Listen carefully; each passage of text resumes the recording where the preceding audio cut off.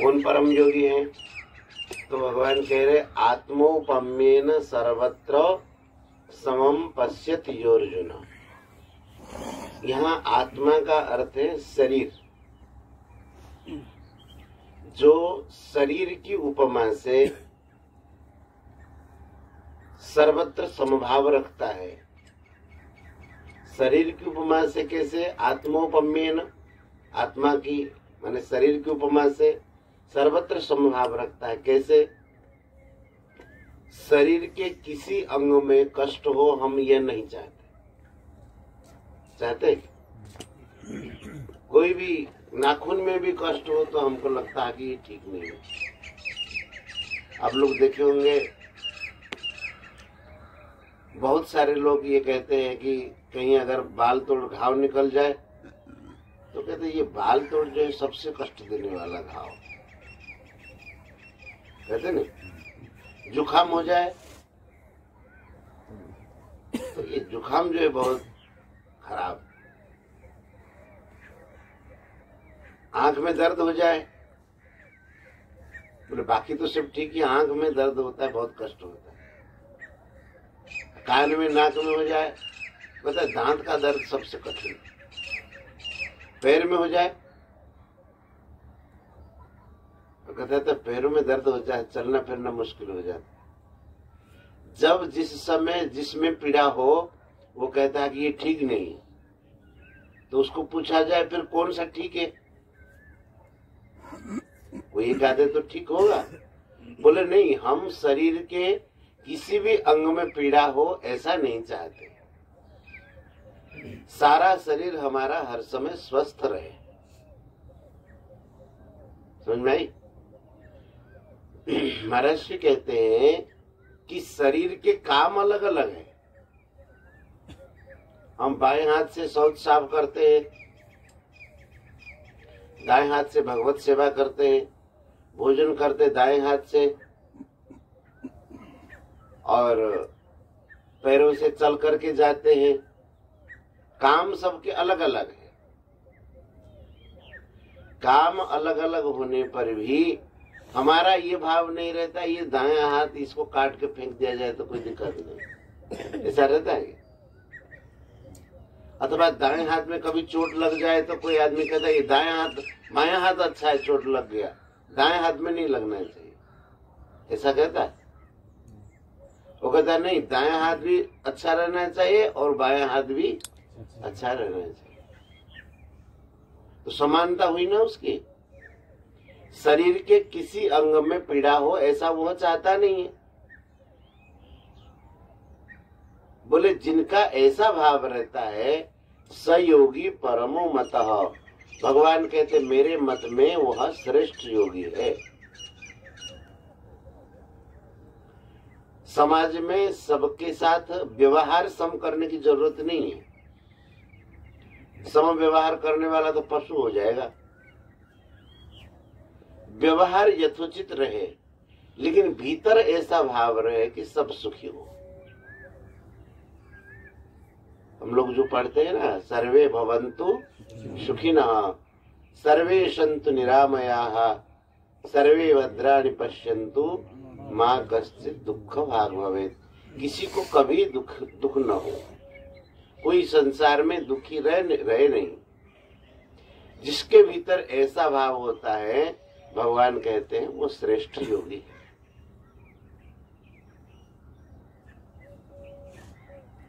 समझ में आएगी नहीं? जिसके भीतर ऐसा भाव होगा वह दूसरों की सेवा किए बिना रह नहीं सकता है। देखो एक समाज में एक बहुत बढ़िया चीज है, सब ऐसा कोई नहीं है समाज में जिसको सेवा ना चाहिए हो। है कोई?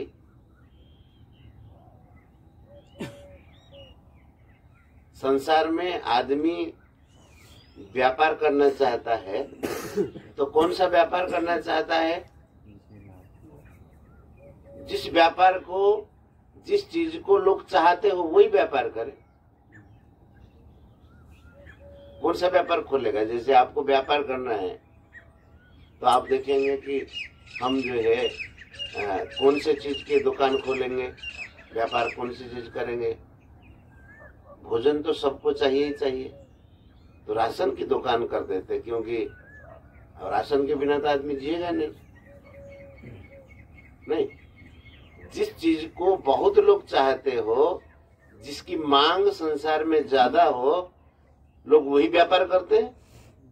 जिसकी मांग नहीं है, वो व्यापार करने से दुकान चलेगी नहीं। तो ऐसे संसार में सेवा की मांग सबको है। नहीं, ऐसा कौन है जिसको सेवा नहीं चाहिए?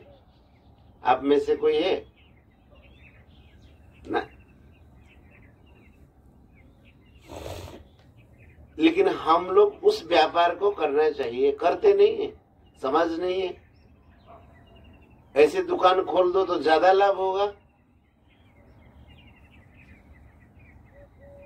क्योंकि सबको जिस चीज को सबको चाहिए जो चीज, फिर वो दुकान में आपके पास ग्राहक आएंगे ना, तो आपकी बिक्री होगी, आपको लाभ मिलेगा।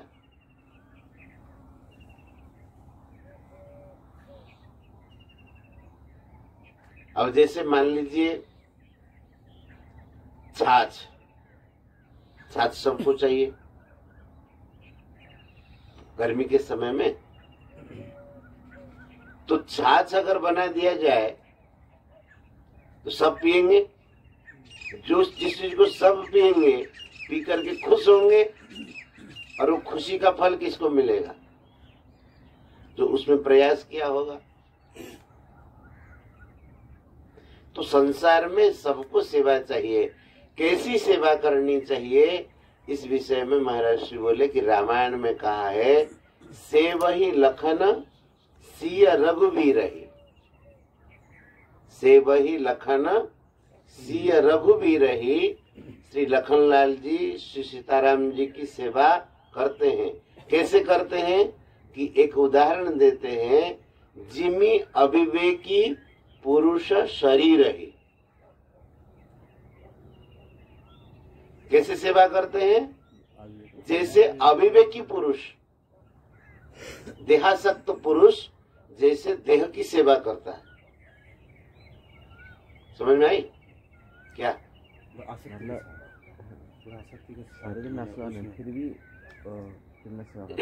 देहासक्त पुरुष देह को ही सब कुछ मानता है और उसको एकदम बारीकी से सेवा करता है। कोई देहासक्त पुरुष जो है, एक क्षण भी उनका ऐसा नहीं है जिस समय शरीर की चिंता न करता हो।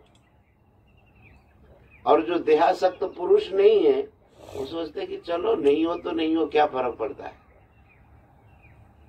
देखिए कितना बढ़िया उदाहरण। देहासक्त जो नहीं होगा, विरक्त पुरुष होगा, तो ज्यादा चिंता नहीं करेगा। खाने को मिला मिला, नहीं मिला नहीं मिला, पहनने को मिला मिला, नहीं मिला नहीं मिला। कहते सेवा ऐसे नहीं होनी चाहिए।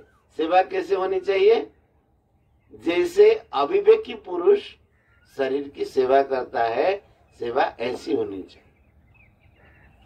अविवेक पुरुष कभी ऐसा नहीं सोचता है कि नहीं हुआ तो चला देंगे, नहीं, होना चाहिए।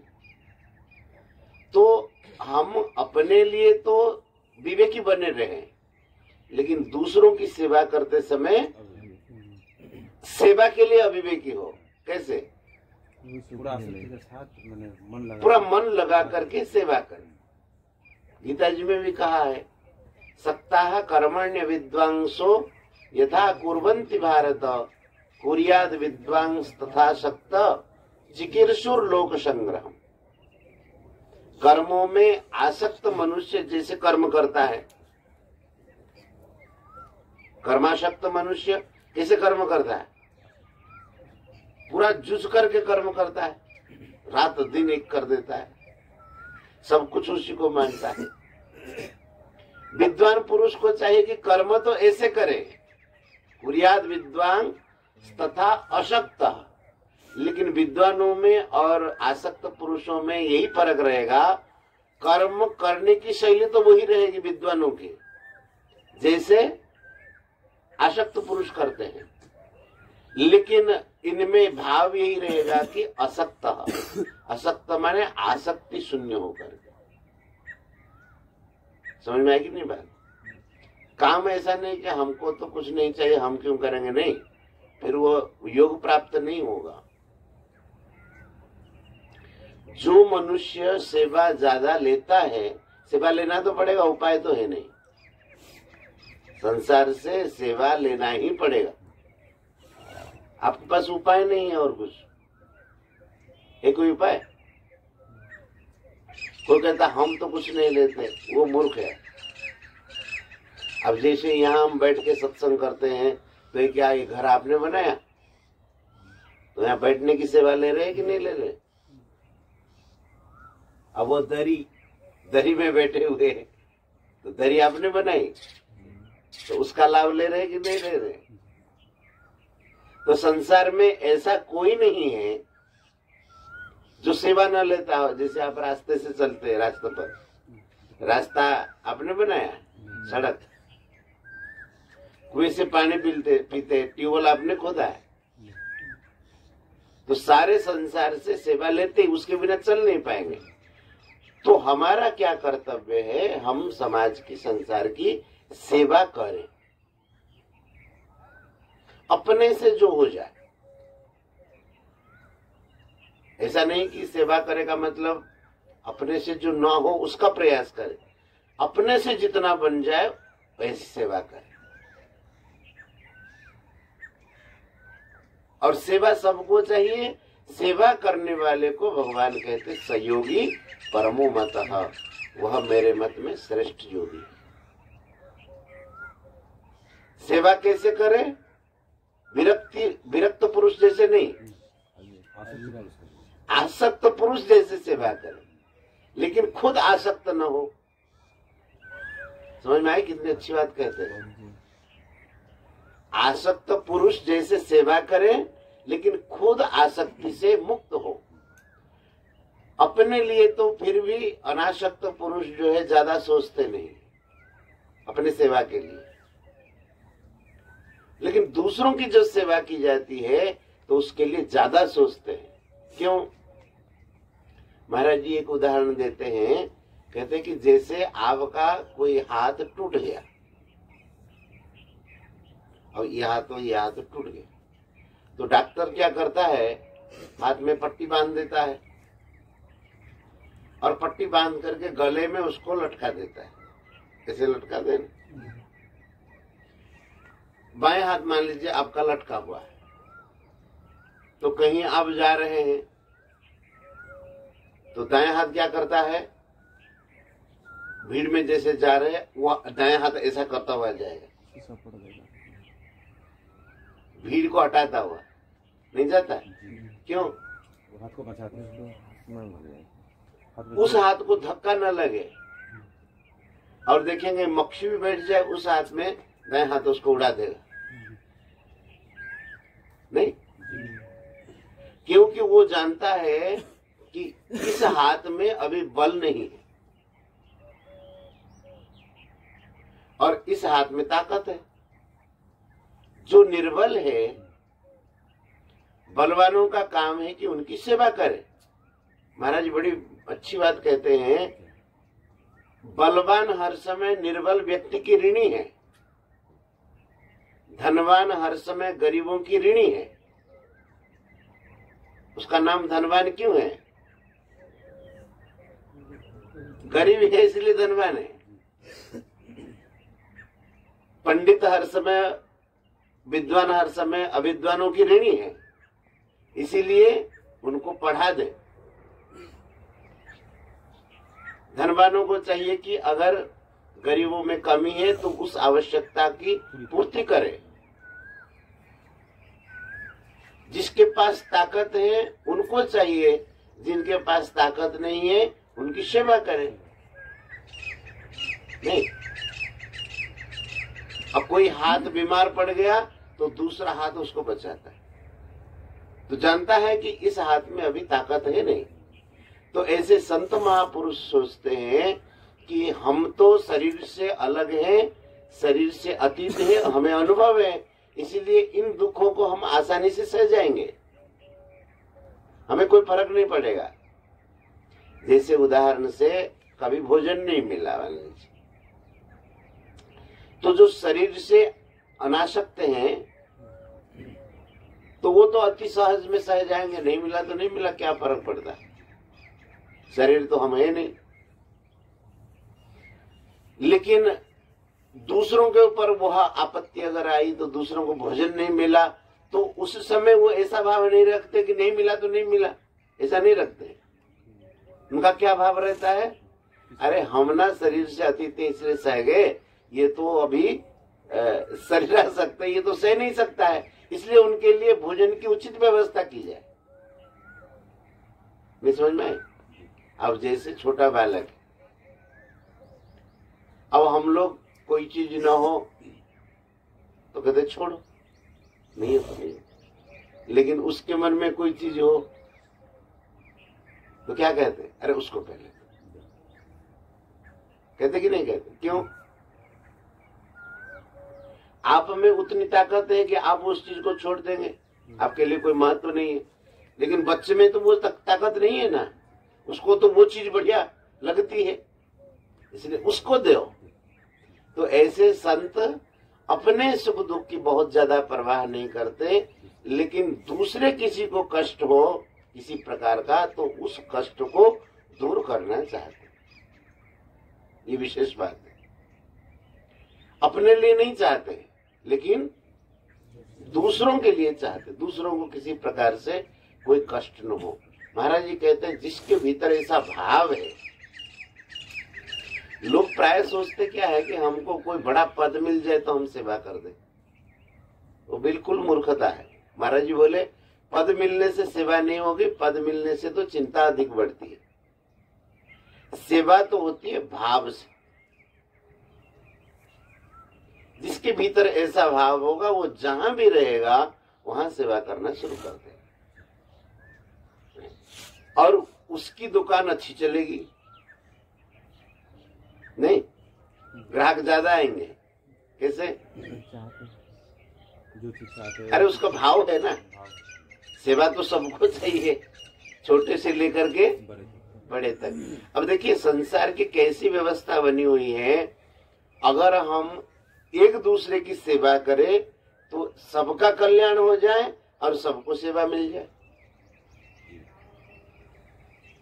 नहीं, जिसके पास जो चीज है उससे सेवा कर दो तो सबको मिल गई कि नहीं सब चीज। अब इस बात को जो समझ जाते हैं वो संसार में भी बढ़िया जीते हैं और भगवान को प्राप्त कर लेते हैं। जो नहीं समझते वो हर जगह दुखी रहते और दुख देते ही रहते। नहीं, ये महाराज श्री आज बोल, इसमें कोई समझ में ना आया हो, कोई प्रश्न हो? आत्मोपम्येन सर्वत्र समम पश्यति जो अर्जुन सुखम वा यदि वा दुखम, ये शब्द रह गया था। शरीर की उपमा से जो सुख अथवा दुख को सम देखते हैं, सुखम वा यदि वा दुखम, सुख दुख को कैसे सम देखते हैं? सुख हो तो शरीर के सब अंगों को, नहीं। अब देखो कि जैसे हम लोग आम रस बना हुआ दूध के साथ बढ़िया चकाचक गर्मी में आम रस बना, हम ये नहीं चाहते कि आम रस खाली हम आम रस का जो सुख है खाली हम जीवा को दें, हम ऐसा नहीं चाहते। ये चाहते हैं केवल जीव को आम रस का सुख मिले, ऐसा चाहते हैं? क्या चाहते हैं? ये चाहते हैं कि वो आमरस जो है धीरे धीरे भीतर जाए और भीतर भी ठंडा कर दे, पेट को भी मिले। लेकिन केवल उतना नहीं चाहते खाली पेट को मिले, किसी शरीर में ताकत न जाए। कोई चाहता तो बता, क्या चाहता है? पेट भी ठंडा हो। अगर पेट कहे नहीं हमको मिल गया तो हम उसको रख लेंगे, किसी शरीर में ताकत नहीं देंगे। दूसरे दिन आप पेट को कहेंगे कि तुमको हम नहीं देंगे, नहीं कहेंगे? पेट अगर ये कहे कि हमको तो चीज मिल गई, हम इसको पाएंगे, किसी शरीर में ताकत नहीं देंगे, हमारे पास ही रखेंगे, तो आप कहेंगे बेकार पेट को देने से क्या फायदा, वो तो किसी को ताकत ही नहीं देता है। इसलिए कहते मुखिया मुख सो चाहिए, खान पान सब एक, पालई पोसे अंग को, तुलसी सहित विवेक। कितनी अच्छी बात कहते हैं। मुखिया मुख सो चाहिए, मुखिया को कैसा चाहिए? मुख जैसा। मुखिया को कैसा होना चाहिए? मुख जैसा। क्यों? खान पान सब एक। जब कभी हमको इच्छा होती है तो मुंह में डालते ना, कि और किसी मार्ग में भी डालते? भीतर जाने का एक ही मार्ग है, भोजन, खान पान आदि मुंह के रास्ते डालते हैं। लेकिन कभी भी मुंह उसको अपना करके नहीं रखता, कि रखता है? मुंह अगर अपना करके रखेगा तो रख ही नहीं पाएगा, कितना भरेगा? कहीं ना कहीं तो पास करना पड़ेगा ना उसको। तो कैसा चाहिए मुखिया को? तुलसी मुखिया मुखसो चाहिए, खान पान सब एक, पालई पोसई अंगन को। भोजन एक जगह देने पर भी वह भोजन करने के बाद सारे अंगों को पोषण करता है। उसके मन में कोई भेदभाव नहीं रहता है कि ये दायां हाथ तो उसको कम दे और बायां हाथ तो थोड़ा ज्यादा दे दे, ये हमारे पक्ष का है इसलिए थोड़ा उसको ज्यादा दे दे, अब हमारे पक्ष का नहीं है तो उसको थोड़ा कम दे। ऐसा करता है कभी? पालई पोसे अंगन को, सारे अंगों को वह पालन पोषण करता है। कैसे? तुलसी सहित विवेक। तुलसीदास कहते हैं जैसे विवेक पूर्वक सब अंगों को समान ढंग से पहुंचाते। नहीं तो सेवा ऐसी होनी चाहिए, और उस सेवा से परमात्मा की प्राप्ति होती है। भगवान ये कहते सेवा एक ऐसा गुण है जो सबको वशीभूत कर दे, भगवान को वशीभूत कर दे।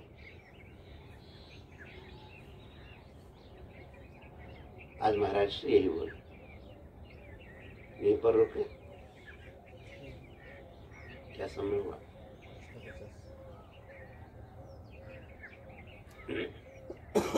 यही रुके।